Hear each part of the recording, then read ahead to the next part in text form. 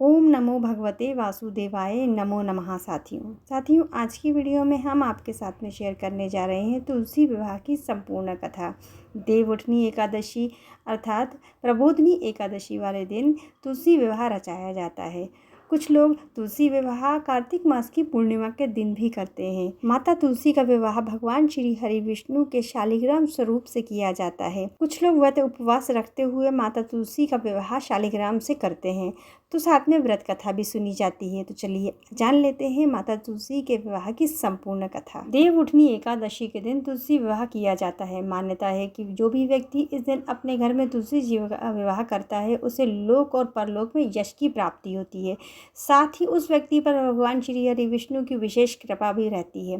देवउठनी एकादशी के दिन तुलसी जी की इस कथा का पाठ करने से सभी पुण्यों की प्राप्ति होती है। तो आइए श्रवण करते हैं तुलसी विवाह की पौराणिक कथा। भगवान शिव ने एक बार अपने तेज को समुद्र में फेंक दिया, जिससे महातेजस्वी बालक का जन्म हुआ। इस बालक का नाम था जालंधर।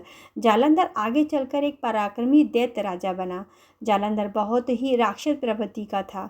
जालंधर का विवाह दैत्य राज कालनेमी की कन्या वृंदा से हुआ। एक बार जालंधर ने माता लक्ष्मी को प्राप्त करने की इच्छा से उनसे युद्ध किया, लेकिन समुद्र से उत्पन्न होने के कारण माता लक्ष्मी ने जालंधर को अपने भाई के रूप में स्वीकार कर लिया। जालंधर जब पराजित हो गया तो वे वहां देवी पार्वती को पाने की लालसा से कैलाश पर पहुंच गया। इसके बाद जालंधर भगवान शिव का रूप धारण कर माता पार्वती के पास पहुंचा, लेकिन माता पार्वती ने अपने योग बल से उसे तुरंत ही पहचान लिया और माता पार्वती वहां से तुरंत ही अंतर्ध्यान हो गई।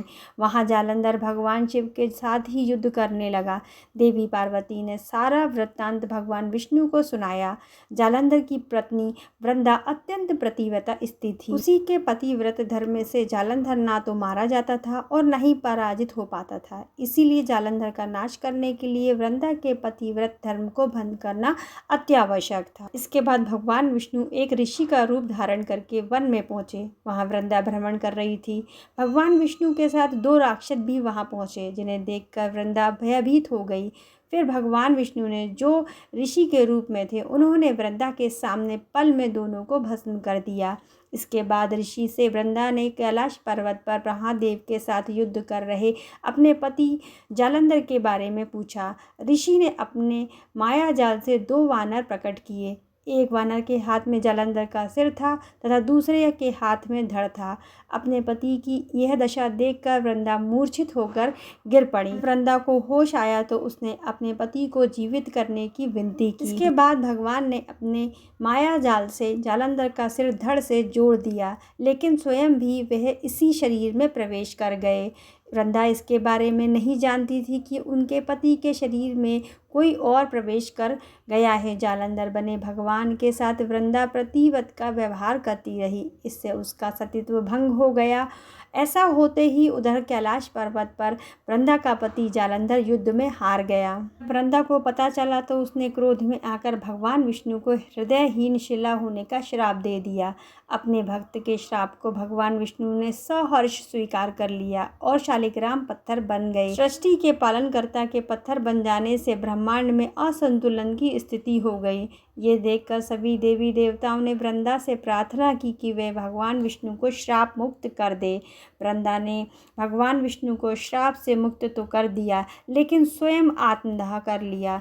जहाँ वृंदा भस्म हुई वहाँ तुलसी का पौधा उगा। भगवान विष्णु ने वृंदा से कहा, हे वृंदा, तुम अपने सतीत्व के कारण मुझे लक्ष्मी से भी अधिक प्रिय हो गई हो।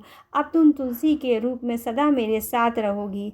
तब से हर साल कार्तिक माह देवउठनी एकादशी का दिन तुलसी विवाह के रूप में मनाया जाता है। भगवान विष्णु ने वरदान दिया कि जो मनुष्य मेरे शालिग्राम रूप के साथ तुलसी का विवाह करेगा उसे इस लोक और परलोक में विपुल यश की प्राप्ति होगी। यहाँ तुलसी विवाह की कथा संपूर्ण होती है। तो कथा के बाद में आपको आरती जरूर कर लेनी है और पूजन में हुई गलतियों की क्षमा याचना कर लीजिएगा। ओम नमो भगवते वासुदेवाय।